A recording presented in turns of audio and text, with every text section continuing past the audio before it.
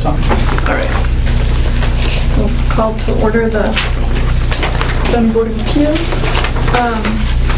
Our first order of business is approving the meeting minutes. There were a bunch of changes. Well, not a bunch. There were a couple changes to the October minutes, and so we didn't approve them last time. The changes were made. Has everybody had a chance to look at them? Yep. I move that we approve the October 11th meeting minutes. I'll second the motion. All those in favor? Aye. All right. And then we've got the meetings from the November 8th, the minutes from the November 8th meeting. I move that we approve those. Second. All right. All in favor? Aye. All right. Thank you. So we've got public speak time. Anybody? No. And then we've got Habitat for Humanity. Are you all, you're here, so even though it's not quite 7:05. I'm happy to start talking anytime you're ready. I think we're ready. Okay, great. So is this like this is a submission of comprehension. Is this a hearing that we need to formally It's not, open? it has not been advertised or notified Okay. the board. That's what I thought. Just listening. We're just listening. I'm only going to give you an update. We are planning the comprehensive permit application will be submitted early next week in advance of your meeting event, so that we meet the timing requirements. So that will be on the January 10th. Okay. I'm going to interrupt you for just a second. Can you say your name for... Sure. My name is MJ Adams. I'm the Executive Director of Pioneer Valley Habitat for Humanity. Thanks. Should I stand since we're being filmed? I don't know that it matters. Whatever. Whatever's more If I comfortable for you. talk at you, will they hear me? That's my question. I think there's speakers right there in the middle of the scene, Okay. so I think we're good. Okay, great. Well, anyways, my name is MJ Adams. I'm the Executive Director of Pioneer Valley Habitat for Humanity. This is Aaron Walker. He sits on our building committee. There'll be a couple other Habitat volunteers who will be joining us this evening. I thought it might be helpful for them to see your faces and for you to see their faces. If you read the paper yesterday, you might have seen that I'm leaving the organization as the Executive Director. The Board of Directors is hiring an interim, and that'll be announced soon, and then they'll do a hire for a full-time replacement for me. But we wanted to assure Easthampton that the work will continue to move forward on this project. I'm here tonight to give you an update because we're actually working on two different pieces of land in Easthampton, and there's been this question about what goes first, the chicken before the egg, the family selection process, and we will be looking for 40B permits from both of them. Okay. But I just wanted to lay out for you sort of our game plan, give you a little introduction, and show you some pictures of some of the other houses that we've done, to introduce you to the concept of zero lot line homes if you haven't heard of them before, why we think that's the way for us to go as a habitat, and then to answer any questions you might have. Great. So why don't I start out with, I wasn't sure how many people were on the board here, so this is the timeline that I want to share with you. Wait, there's one from each one. I think there's... Okay. And what you see here is two columns. One is for East Street, which is the first property that we were designated to be the developers on. We committed to build 2 Habitat homes. We've always talked about having it be a zero lot line home, which is essentially a duplex with a party wall, and the duplex becomes 2 single-family houses, each sitting on its own piece of land. Our experience has shown us that the condominium duplex form of ownership is not the preferable one. It's fraught with challenges for new homeowners, so we've moved away from that. We have built a zero lot line home in Northampton, and I've bumped in by you over, and we'll invite you over to see it and to tour it, to see what it looks like and how it works. But we're really happy with how it's working. And it gives all the advantages of home ownership, but doesn't put them into the condominium piece. Now, when we first proposed on East Street to build, we gave you a picture, and this is actually in your packet.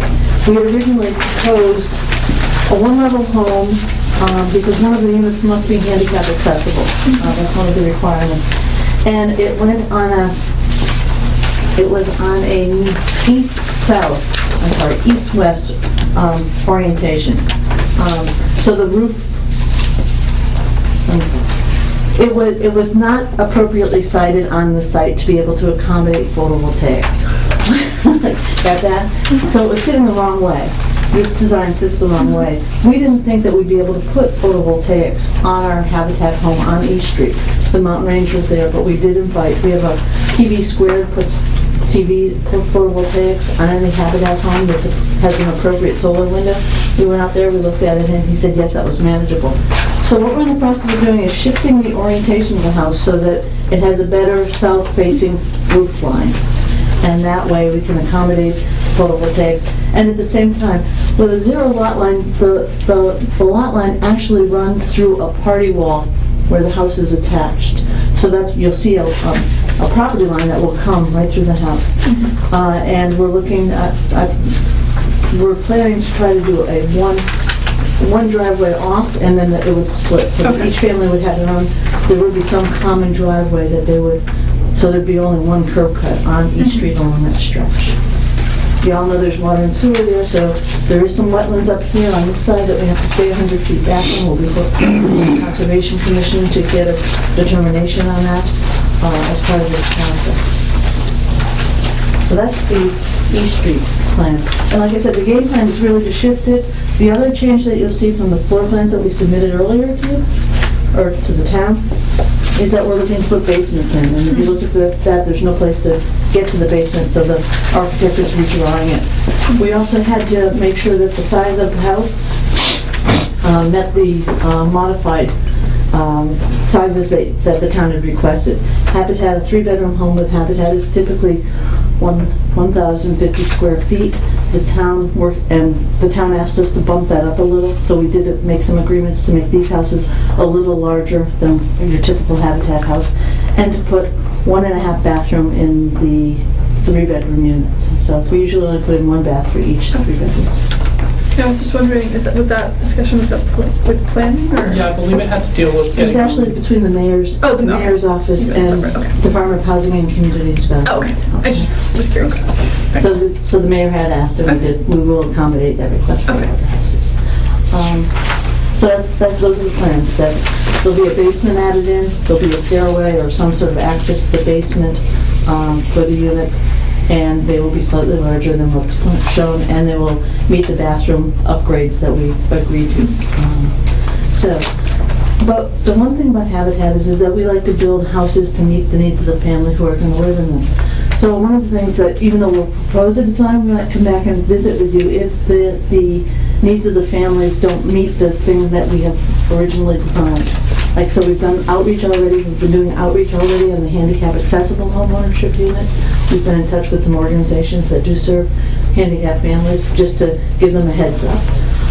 But our game plan is this spring actually to do the family selection, so that, or at least the family application, so we can see the candidates for the houses here in Easthampton and make the right decision. Not just the right decision, but build the house that will suit the needs of the family that's selected. So, on the right-hand column, you see the Everett Street timeline. And the Everett Street house, when we first went in there, the game plan is to build 4 affordable units there. The existing structure, we weren't sure whether or not it was salvageable. We've had architects look at it. We've had a lead inspection done and an asbestos inspection done. We're having an energy audit done in the next couple of weeks. The general sense is that this is a pretty solid house, and we'd like to give it a shot at rehabbing it. And then once we start to rehab it, then we'll start the site planning on the rest of the site to accommodate the other 3 homes. But that's the game plan, is really this spring to do the family selection process, open up the applications, and I believe that the organization will do the application process for all 3 families, so that we'll know who the families will come in, who's the appropriate family to go into the rehab. And the rehab right now, that structure has 5 bedrooms in it. We might downscale it to 4, but at the moment there's 5 existing bedrooms in the house. And select the families, and then do the final design on the houses up on East Street, and then put the foundation in for the houses up on East Street. When we do 0 lot line homes, our approach to construction in the past has been, we put in the foundation for both of them at the same time.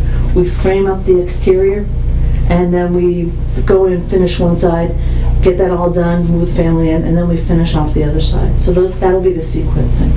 So we'll know more when the families come in, when we have the details about the rehab, and as we move through the permitting process. But that's essentially the game plan. And like I said, I brought some pictures of the houses that we've built up in Montague. There's a picture of a zero lot line house that we built in Florence. There's a picture of a house that is visitable. It's not entirely handicap accessible, but the first floor is visitable by somebody who has a wheelchair. There's an adult son in the family who visits frequently, and we built that to be accessible to him. And I also brought a picture of a house that we ended up rehabbing a number of years ago. This is actually what it looks like now. So it turned out, it was in good condition to start with. We rehabbed it, and it looks terrific now. So I wanted to leave that with you and answer any questions you might have. Anybody got any questions? Is that picture from Montague? Or Yeah, that's Montague City Road. was it? Yeah. Which part of East Street is Oh, that? I just see. I won't buy that today. You go to the end of Ferry Street, you turn right, and then you find the red fire hydrant on the right-hand side, and it's right across the street.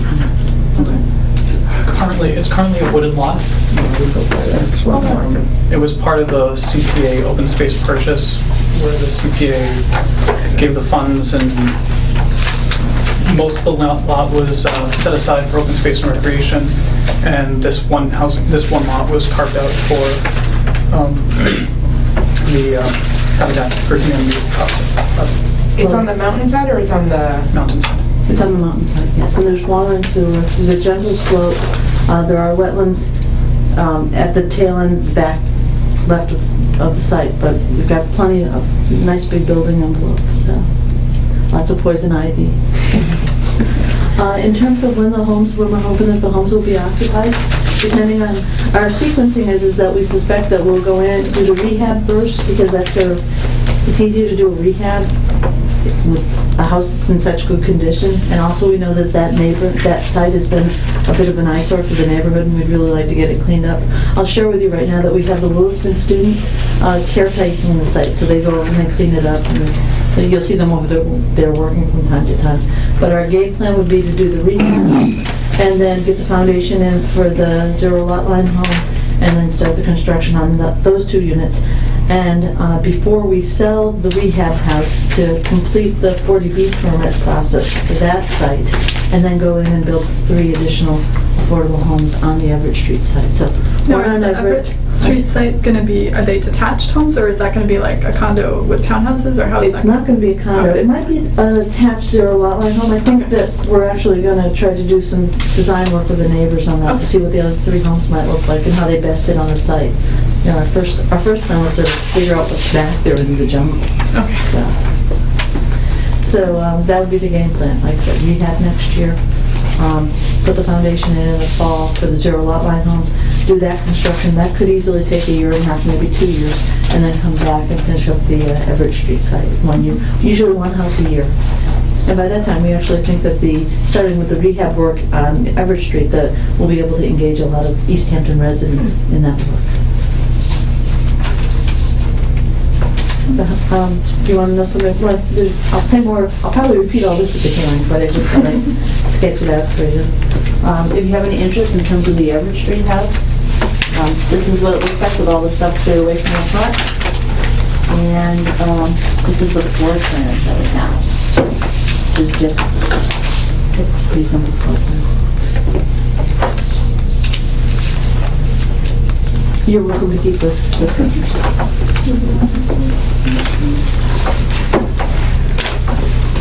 Any questions? I don't have any right Sure. I'm sure at the hearing. Okay. Thank you. So we'll see you in January. And those of you, I'm happy to get you copies of the floor plan. This is the only copy of the floor plan that I have available. Okay. And then the application next week. The application will be in, actually, will be before the 20th. Okay. To the clerk's office. And, yeah. Yep. Great. Thank you. Thank you. All right.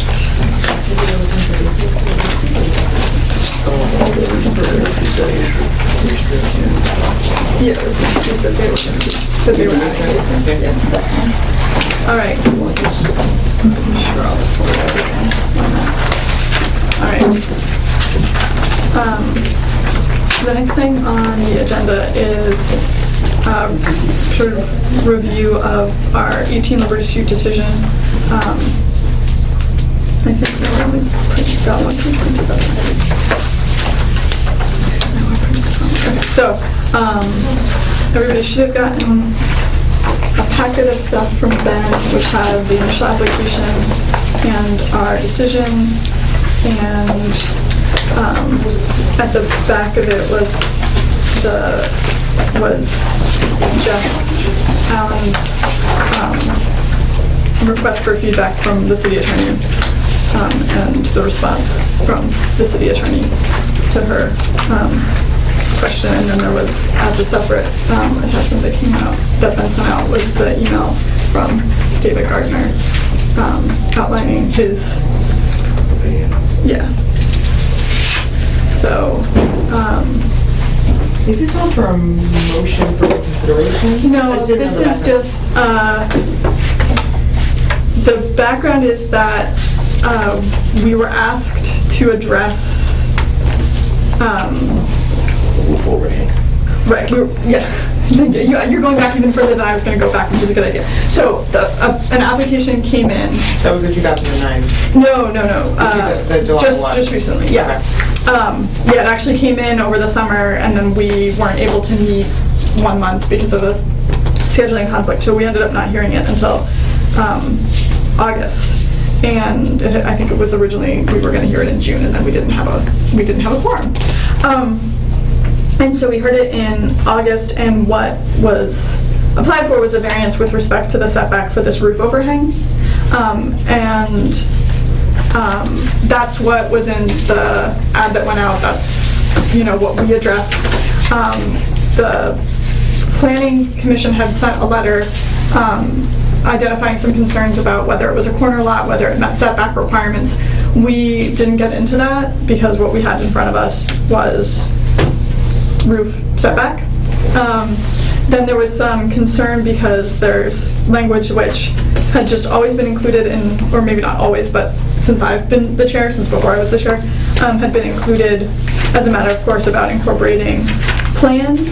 And so there was a request by David Gardner and another member of the Planning Commission that we clarify whether or not we had intended to address the setback issue.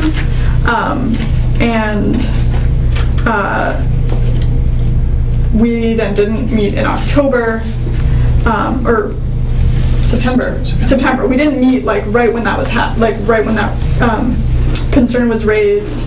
There was some question as to whether our decision was going to be appealed. It wasn't appealed, and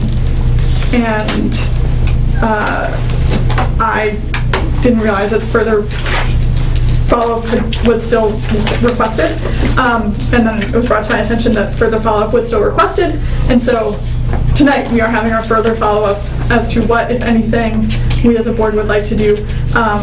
In the interim, Jess has asked the city attorney for his feeling, because there was also this sense of it shouldn't be up to the building inspector to have to identify whether or not the setback requirements are met, except that I think is exactly kind of part of his job, because he's the one who tells them that they need to come to us. So, I mean, my sense is there might still be an issue. This might not be buildable. As far as I know, as of now, the building inspector has said this is a corner lot, or isn't this corner lot? What's the building inspector say? I mean, he said he won't issue the permits, I thought, right? Right, the building inspector's not, based off what's presented on the plan and what the variance that was granted, he can't issue he can't issue his building permit. Because of the setback issue, because he's not. I'm not exactly sure what his reasoning is. Okay. I would argue that Mechanic Street is a front yard based on the definitions in the zoning regulations, and they show it as a side yard. That it is, I mean, normally every yard that abuts a street is a front yard, on a corner lot, a through lot. We have in our ordinance a through lot definition as well, and it was my understanding that there was a through lot idea. Maybe Billy, you can explain Well, through lot, I guess, had the same. But I mean, that was your reasoning. Can you identify Say- yourself for the minute? My name is Bill Cannon. I'm a landscape architect, and I worked with the applicant on the variance request, and prior to that, I worked with them on the site plan approval, special permit through the planning board a couple of years ago on the project. So I've been kind of with the project from the beginning, from the inception. And I'm here tonight just to try to just be involved in the discussion as much as I can a little bit, because Dave Boyle, the applicant, the owner of the project, couldn't be here. But I guess the interpretation, whether it's a corner lot, if you're familiar with the lot, and I pointed out the last time we were going through the variances, it's a very strange configured lot. It basically has frontage by virtue of the address on Liberty Street. Hence the address is 18 Liberty Street. However, the lot does extend through to Mechanic Street, but it does have 5 sides to it. It's not, entirely a perfectly configured scenario between, with what is described as either a corner lot or a through lot, because there's a chip on the corner that's been taken out by virtue of the intersection of Mechanic Street and Liberty Street, because it comes at such a sharp angle. There's a little bit of a cut through on a portion of that lot. So it renders this corner there kind of useless. And as a matter of fact, the town has been looking at utilizing that as part of some reconfiguration of the road Mechanic Street intersection in the future. So we're kind of the lot itself has been kind of isolated a little bit strictly from the actual intersection of Mechanic Street and Liberty Street. However, it still has both Liberty Street and Mechanic Street on either side of the lot. So there is some uncertainty as to which category it does fall in. We at the time determined there would be the frontage would be on Liberty Street. It would have side yards, and at the time we determined that one of the side property lines could be designated as a rear setback, as a rear yard. So we had a 30-foot setback designated, assigned to that particular property line. So it's kind of a 5-sided lot, if you will. So, right. I mean, I think at this point our options are we can amend our decision to correct a clerical error, but I don't think, given the scope of our previous discussion, that any other than, I guess, to clarify that we didn't consider the setback issues. I don't think that the scope of our discussion allowed us to address these issues. Additionally, I think there is a legitimate question as to whether, even if we had wanted to address them, whether we really could have, because generally what we would do if somebody came to us with an application and we identified an issue that wasn't on wasn't clear from the application, we would send it out for renotice, because the idea being that, like, we should be considering things that abutters and such haven't had a chance to know that we're going to be considering. So I guess, our choices are either to leave things as they are, knowing that based on the decision that he has before him, the building inspector isn't going to issue a permit, and so the applicant would have to come back before us if he wants a building permit. Or, which I guess in the end has the same outcome, would be we could go ahead and vote to amend our decision to clarify that the language regarding the adoption of the plans, it was not intended to address any issues not specifically addressed elsewhere in the decision. So I think those are our two options. So if we use your option 2, which basically says that our decision, that, and I was not here, that your decision, The board's decision dealt with a roof overhang only, to allow the roof overhang an extra 2 feet. Then the applicant still could not get a building permit because the building inspector has questions of whether this is a through lot or a corner lot, and the building... Correct. Well, Right, and then either way, there are setback issues that are still unresolved, I guess, in the building inspectors. right. Well, I don't know, I think that he said that what we approved was the roof overhang. Right. And we didn't approve the rear or side, whichever it is, that Right. doesn't conform to the setback now, so we would have to say that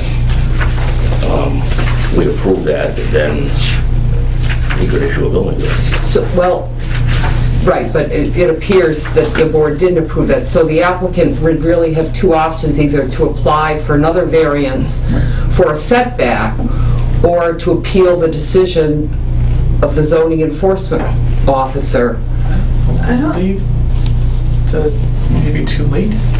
You have a 30-day appeal period Well, on the To decision. appeal our decision, but they could appeal the building Inspector's inspector's. decision of the setback. It would seem easier to, in more black and white, just to have the applicant apply for variance, to say that Right. this is a through lot, and, no, to apply for a variance that it's a corner lot and he wants to vary the front setback, and the variance is based on the hardship of the shape of the lot. Right. In fact, if he applies for a variance, it really doesn't matter whether or not it's a corner lot or a through lot. Right. It's just Right. applying to a variance in Right. general to the setback requirements, and the board might not even have to address the issue of whether or not it's a corner lot or a through lot. It would be irregardless. And I think it would be appropriate for us to get some kind of, go through some kind of a process to request the relief from that setback. It certainly, you know, when we were discussing the issue with the roof overhang, I started to get into a lot of issues about the configuration of the lot, the topography on it, et cetera, which, you know, might have been germane to a variance per se, but not necessarily to just as simple at requesting an extra couple of feet for the roof overhang. In this particular case, in this situation with regard to the setbacks, requesting for a 15-foot setback rather than a 30-foot along Mechanic Street is not unlike the rest of the area, in that right across the street you have the business district, which is only a 15-foot setback. I don't think we're going to type get of into thing, the you know. merits either way tonight. Okay. I think we're just discussing, our discussion tonight is limited to whether or not we're going to amend as a clerical error any part of, well, specifically the part about adopting plans, just to clarify the decision we intended to make. And I know David would like to speak, so. Thank you. would you- Yeah, I just wanted to clarify the issue concerning setbacks, front yard, side yard, rear, whether or not that you consider this a corner lot or a through lot. And I'm just... Do you have a comment other than the merit? Because we're not going to get into the merits Well, of it. since Bill spoke to this, and Bill decided that he would cloud the issue by saying, well, it's an odd lot shape, an odd But shaped for lot. tonight, that doesn't matter because What? we're not going to get So- into the merits. So it's just a matter of There's- whether we're going to amend the,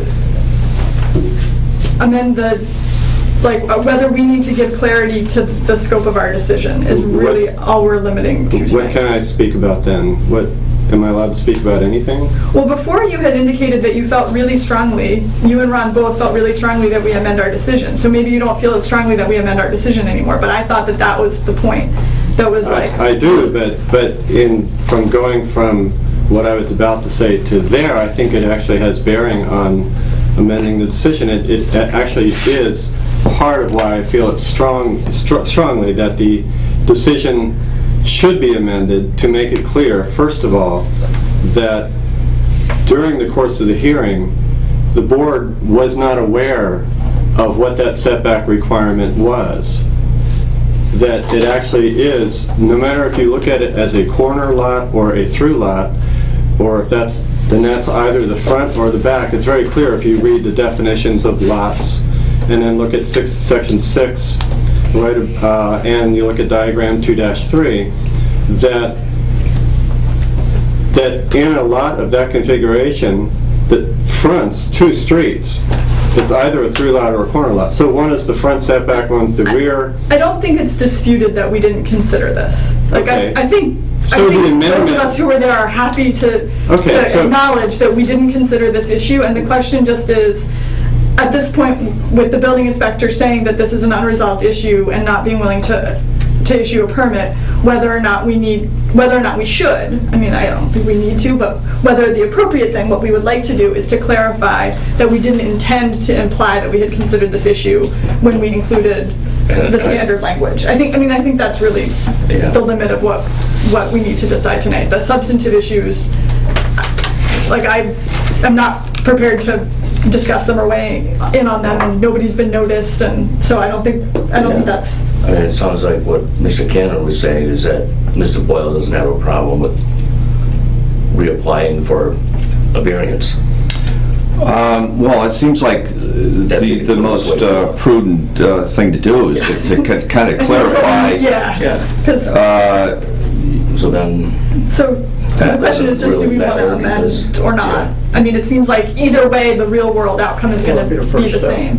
That would be the first step. Okay, I mean, so if the sense is that we should clarify that, I assume that is also what you would like, David, would be for us to clarify that.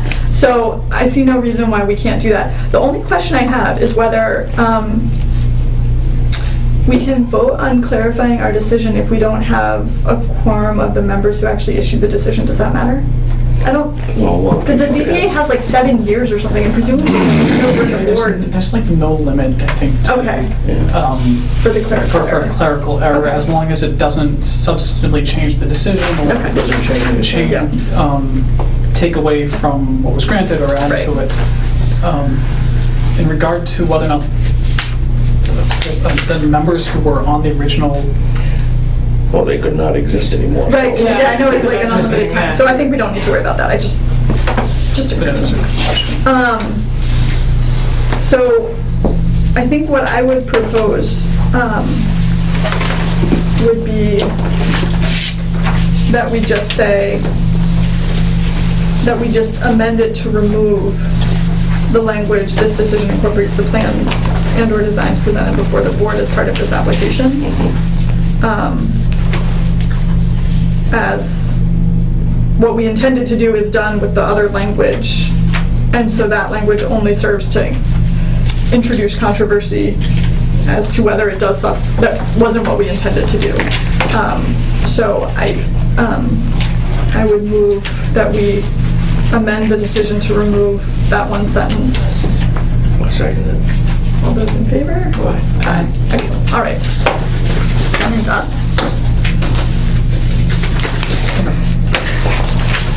All right, with the whole process again, Yeah. Reapply and come back. The next thing is it probably won't be a night when we have 6 different things in another meeting in the same week, because that was pretty tough in August. All right, so moving on, we've got an application before us from, is it Mushabek? Mushabek Properties, with respect to 119, 121 Main Street here in Easthampton.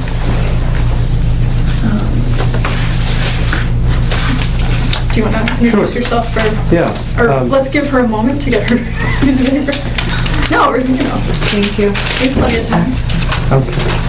My name is Gabriel Mushevek, and I represent Mushevek Properties, and I'm here to apply for a special permit for renting the storefront at 121 Main Street.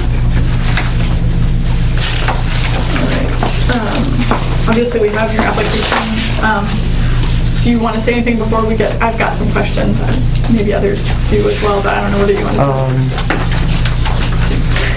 To tell you the truth, when I switched it, I don't know much about zonings, and so I'm learning this as I go. But I acted upon advice, and I switched it from, just because it falls right on the line, if you know the property, right. From business to an R5, and it's as you probably know, it's been extremely difficult to rent the property, and for the last 8 years, I think it's been vacant for at least 6.5 out of the 8 years. That front. Yeah, yeah, and you probably know that insurance companies do not like to cover you, to give you coverage if there is a vacant, especially storefront. And we've been dropped by the insurance company, and we've been paying a lot of money to have other insurance companies. So basically, we are trying to get a permit so we can rent it. And you've got, in the back of it, how many units are in the building? There's 2 upstairs, and there's 1 in the back. Okay. Then there's a basement. Okay, so there's 4 units. And you didn't realize when you switched it that it would mean that you couldn't have the... We didn't, but then now, after reading all of that, and Ben was kind enough to explain it to me that I could apply for a permit, right, provided that it falls within the gift store, right, or antique store, and that's basically what we're trying to do. Now, does that property, I don't... Wait, I have the picture. I get the right picture. The property, it's basically got 0 lot lines, right? Is that like it, or it goes all the way to the... There's an alley on both sides. Oh, there is an alley, okay. There's an alley on both sides, right? There's no parking that goes with the building. That is correct. Right. Has there ever been parking? Yeah. How many bedrooms are each of the units? Are they all 1 bedroom? Yes.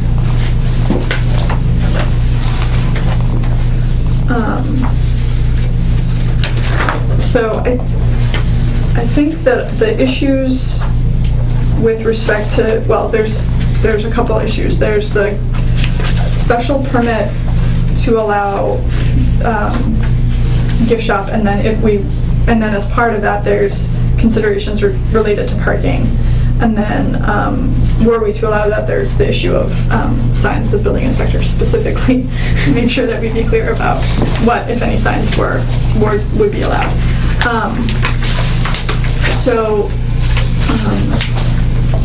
Now, are you here also? I'm just listening. Okay. All right. So, let's see. The parking. Okay, the criteria for whether or not to issue a special permit are at the pages 1279, anyway. And when I was looking at them, I didn't think that, especially given the fact that there was this recent zoning change, like such a recent zoning change, it didn't seem to me that, it was 12. Like, none of them, except for the parking, really popped up to me as, like, implicated by this decision. I don't know whether anybody else, like, there's, how it fits in with the neighbors and that sort of thing. I felt like, like the commercial properties, this commercial space has been there all along. I always think of a special permit as a use that's permitted in a zone, right, but may not be appropriate in every single parcel of land in a zone. Right. And I think in this case, a gift shop in that particular location is acceptable. Right. And I would agree that the parking is the only issue. I assume when you got the zone changed, you were considering converting the front into another apartment. No, I was not. Because it's a big expense. So you had 4 residential units back then, and you were just going to leave the front vacant or expand. I was just thinking of parking. I would think the parking as a gift store might be similar to the parking for a residential unit, if you were going to convert it.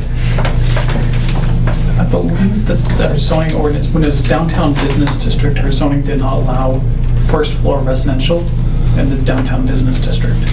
So it was That's converted, correct. it was That is converted correct. to allow That is you to what have the was first floor. explained to me, exactly. Okay. So, I misunderstood what you said. Can you clarify? So the unit in the back is Of the new, first or was there? that's the new, that's, Well, it's always been there, the unit in the back, but it used to be a doctor's office, but we were unable to rent it. So the unit in the back used to be commercial and now it's residential? Correct. Okay. Right. And the way that you could be able to do that was by doing the zone change. That is exactly right. Now with the zone change, because I feel like the parking issue is a problem regardless, right? I mean, because when it was downtown business, there was a specific exception to the parking requirement. That the downtown business districts that have no parking requirements. Right. But there's not, there is an exception for once we get into residential that I found. But it's a non-conforming situation, so a variance for parking might be appropriate because it's always been a commercial use there. Right. I mean, that is.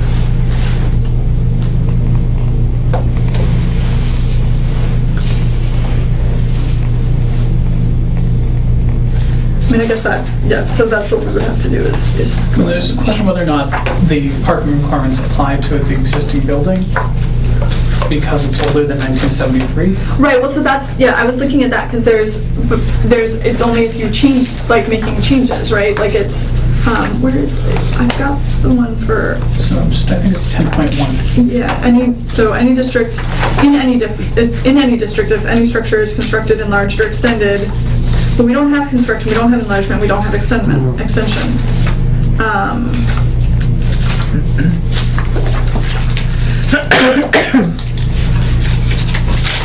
So maybe that's the answer, is just that the parking is grandfathered because the building was in existence prior to 1973. I assume we can safely say that the building was in existence prior to 1973. And if he converted a medical office to a residential use, that was decreasing the parking demand because according to the regulations, medical offices need more parking spaces than a one-bedroom apartment, considerably more parking spaces than a one-bedroom apartment. Okay. They require 5 for each practitioner or 1 for every 300 square feet. Right.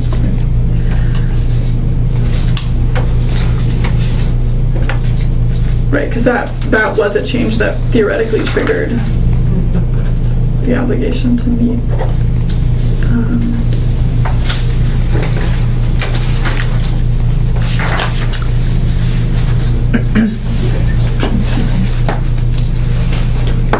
Was there construction, I'm assuming, that went into the conversion of the medical office to the Oh, no, residential?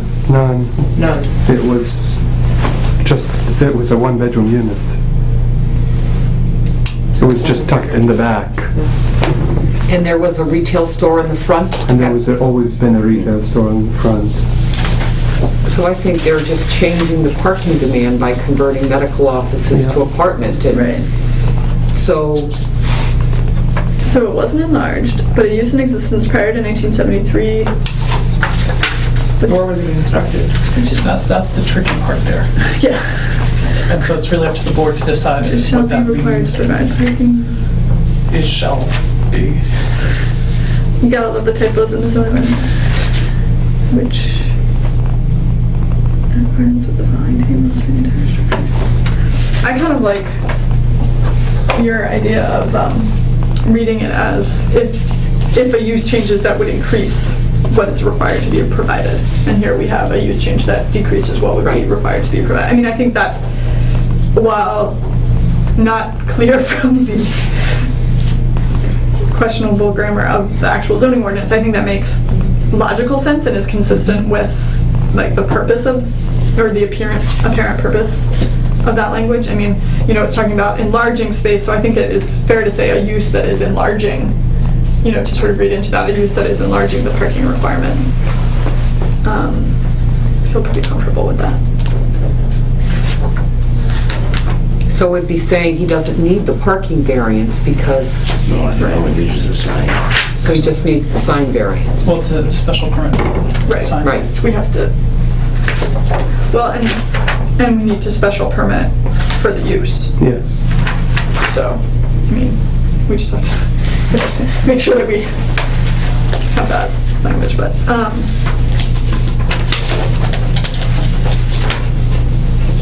This one, the building inspector talked about the signage. all right, so with respect to signage, I didn't get a chance to do the math yet, but basically for downtown business right next door, it would be the maximum sign size is 24 square feet, and the total allowed is 74 square feet. And we have one hanging sign that is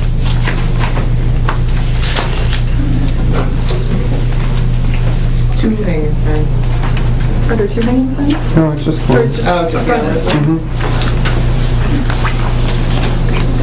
1.7 is 12 feet, 19 inches. That's why he needs that's why he needs, Just like 4 square feet. Round up. And, oh, sorry. Lane slipper sign is 8 square feet. a special permit for the sign. And then the hour sign is, 3 by 4.5. oh, I see, because it's that, what's painted on there. It's basically what's printed on the glass. This is where the colors were. I guess this is considered. 13.5. This is So- where the color ones are there. Well within what would be allowed in downtown business. And it's a total of 25.5 square feet. So you're using the downtown business sign regulations as the starting point? Yeah. Seeing as how that's what's right next door. And that's where business signs are allowed. So I feel comfortable with the signage that is currently there. If we issue a permit that restricts to the amount of signage that is currently there, would that be, do you see that as being acceptable? Did you want to, while we're here considering this, do you want to ask Good for something thinking. more? Yes, good thinking. I'm just thinking in the future, what if, do you have the image in front of you? Yes. What if somebody wanted to put a sign above where it says the ladies slipper, if they wanted to put a sign up there, would that be allowed? Or do I have to apply for another permit? Well, it depends on what we decide tonight. We can, if you want us to, we can discuss having, so basically there's two parts to the sign Yeah. regulation. There's the total amount of square footage of Okay. all of the signs, and then there's a maximum size for an individual sign. Okay. So with respect to right now, your largest individual sign is the hours within the- sign, yeah. which is generously 13.5 square feet. I mean, I think arguably it's actually less than that because you Okay. can do like ovals where it's just words. But so your largest one would be 13.5 square feet, Right. which is, you know, almost half of Yeah, what would otherwise be like what would be allowable in downtown business, and then your total is 25.5 square feet, which is significantly less than Yeah. the total that would be allowed in downtown business, which is 74 square feet. So I wonder, I'm just thinking in for the that future. space, it Yeah. would be what, like 2 feet by, What's the width of the building? Like 24? So if it was 2 by 24? but it probably wouldn't be 25, 2 by 12 or 15 or Yeah, you just need like half of it. yeah, if it was half, it would work. Yeah, 2 by 12, 24.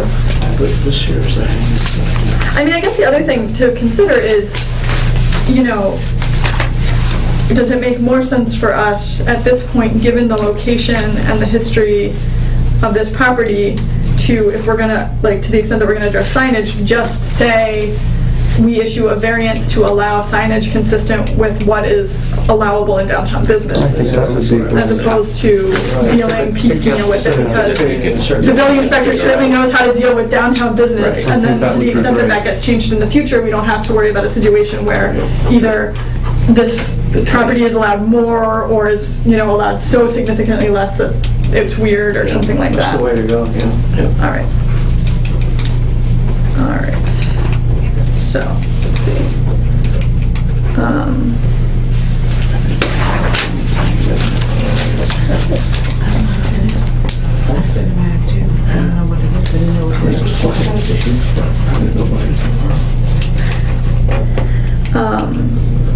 All right, so special permit.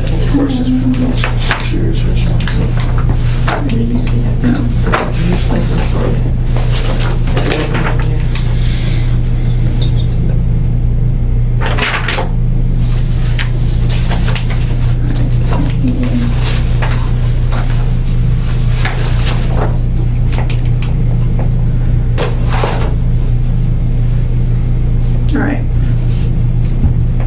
So, the conditions for granting a special permit.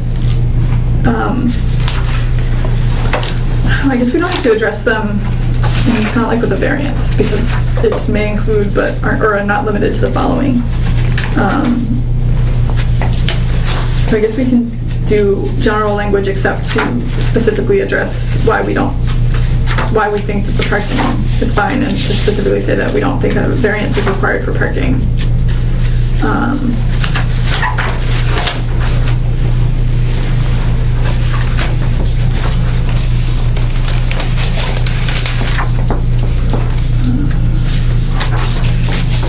Oh, wait.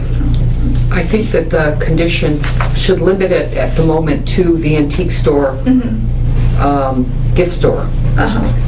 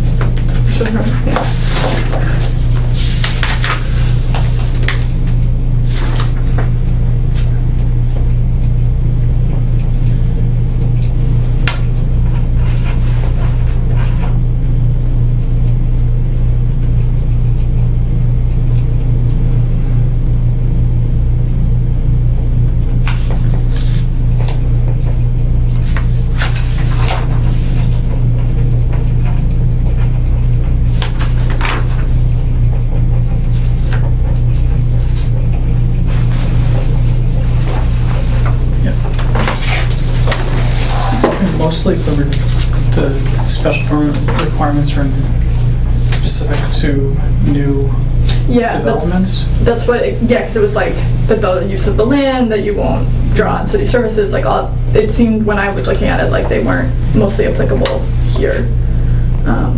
Or those specific ones that are listed. I mean, I think as a general, I think some general language saying,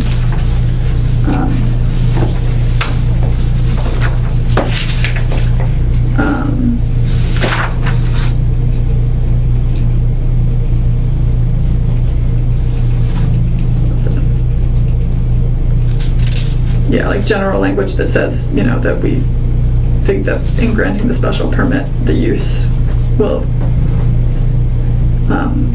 not hinder any, will not cause any disadvantage to the city or neighbors, and that it doesn't change any, make any change to the footprint of the building. It's always been a business. Yeah. Right, and that it's simply to allow. Years ago, there was a dry cleaner in there. Yeah. So, but I I think, but for the signs, we do have to do a variance, which requires more specific findings. No, No? no. sign we don't In the do signage section, 10.04E, it specifically allows the zoning board of appeals to grant a special permit to waive. Oh, when we're doing the special permit. It's a special permit for signage. Oh, It's different than the special permit. okay. 10.04E. It says the decision should include the number of signs, allowed locations, maximum size in aggregate, and maximum height and setback and freestanding. While referring to the downtown business signage regulations would cover all of those. Right. Right, I'm just trying to see.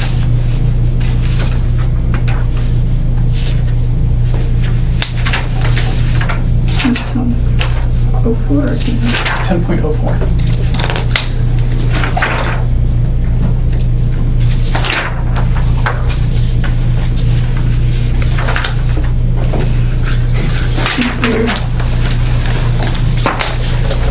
All right.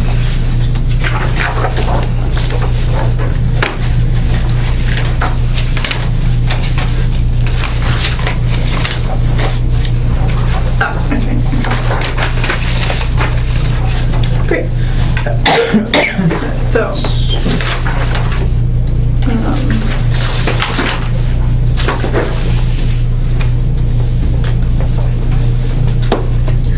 I move that we approve a special permit to allow the use of the first floor retail space at 119, 121 Main Street, Easthampton, Massachusetts, to be used as a gift store or antique store,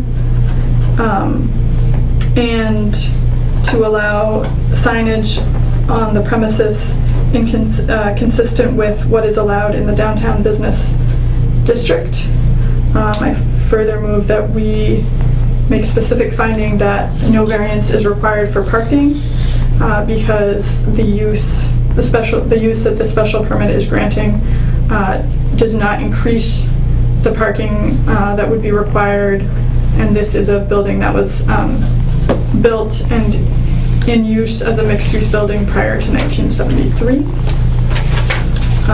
And in reaching this decision, the board has considered the historical use of the building and its place within the neighborhood, and finds that the special permit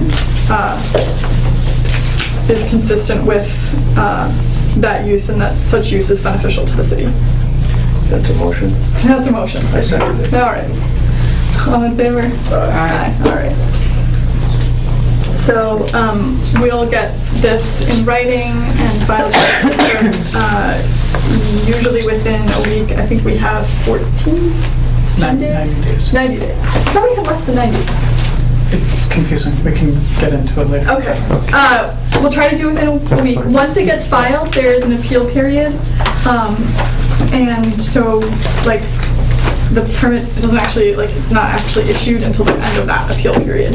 That's fine. So there's 20 days. 20 days, yeah. Do I need to do anything? We'll send you a copy of the decision and a copy of the appeal notification stating when the appeal period starts and when the appeal period ends. At the end of the appeal period, you'll need to come in, pick up a letter from the city clerk that says that no appeals were filed, and then you take that letter with the decision, you can bring it to the registry of deeds and file it, where it will then get attached to your deeds and documents, and it'll be on the record Okay, that this goes with the building, the special permits with the building. okay. And doesn't he need to go in and get sign permits? Yeah, I mean, and then you'll have to, once you have the decision, you'll need to visit the building inspector to get all of your other building permits if you need, or occupancy permits, or signed permits, or any other regulations that you need to follow. I would have to do it, or the person who's renting the property would be for signage, and, I mean, who's responsible? I don't know. Well, this decision isn't granting those permits. Right. So regardless of who's responsible, whether or not you put that on your tenant, or whether or not you decide Oh, to take I that see. on Okay. for your tenant, Okay. you'll still need an occupancy permit, you'll still need The sign permits. the signage permits, if you were, any other health or safety inspections that you're required to get still need to be followed. Okay. But yeah, sign permits, because there is like a fee to have a sign permit. That's fine. So, you know. Okay. Thank you, guys. Have a good night. Thank you. Oh, I'm so bad with formalities, I never close the hearing. But, It's close. yeah. Before we shut the meeting down, this came in to the zoning board of appeals. We got it today from Southampton Planning Board. It's just notification of they're required to send to the zoning board if the zoning board wants to take action on it. Could you be more specific? I don't really know. I'm sorry. I assume that, okay, so it's a special permit application to the Southampton's erosion and sediment control for stormwater with the town of Southampton's erosion and sediment control. That's really hard to read. For a property on Old County Road. And my guess is that it's because it's over the aquifer, and so they have to submit it to Easthampton? I don't know. Or it could be an abutting property. Or maybe it's an abutting property? Usually, Oh, maybe it abuts to Easthampton city property. Right. But why would it be the ZBA? Yeah, usually they're not required to send notices to abutting owners of neighboring towns, and usually they go to the planning board.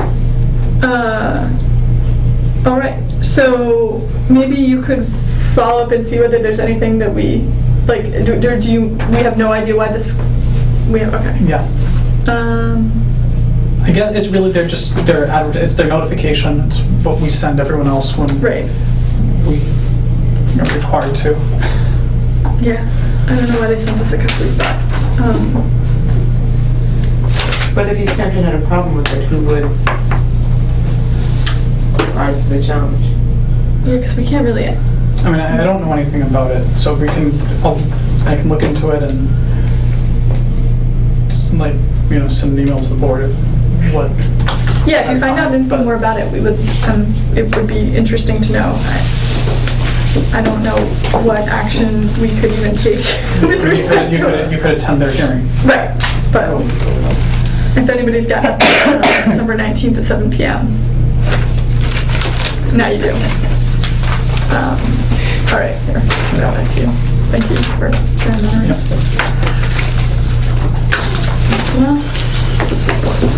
Then move to close our hearing that I never opened, or I should find out more about the formalities that are really supposed to be observed and write myself I mean, a crib sheet. Does it, I mean, my understanding is that it's up to each board to make the rules and adopt the regulations that govern that board. ooh, do we have regulations that govern our board?